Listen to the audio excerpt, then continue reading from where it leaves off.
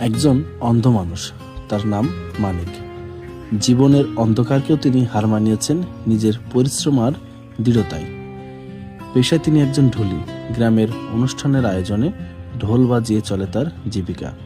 তবে কখনো কখনো জীবনের কঠিন বাস্তবতার মানুষের কাছে সাহায্যের হাতও বাড়াতে হয় তাকে। আজ সরাসরি তার সঙ্গে দেখা ঝিনাইদহের হলিধানি বাজারে। দেখি এক কোণে বসে তিনি মনোযোগ দিয়ে টাকা গুনছেন।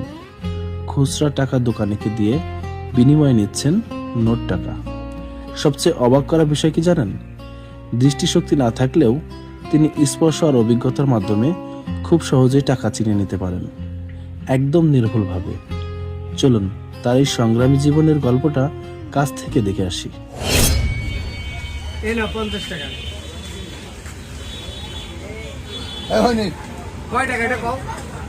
20 টাকা। আচ্ছা আচ্ছা, তুমি নাকি অন্ধ, তাহলে 20 টাকা কিভাবে বুঝলে? আমার হাতে কয়ে দেয়। হ্যাঁ, আমার হাতে কয়ে দেয়। এই এটা ছেড়ে দাও তো, ওরে ভিক্ষা করতে গেছে তাই না হতে। এটা হয়নি। এটা কয় টাকা? এটা 10 টাকা।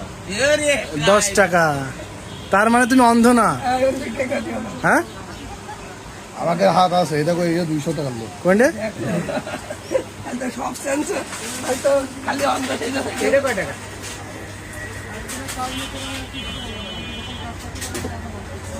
এই যে হ্যাঁ, এটা 100 টাকা। আরে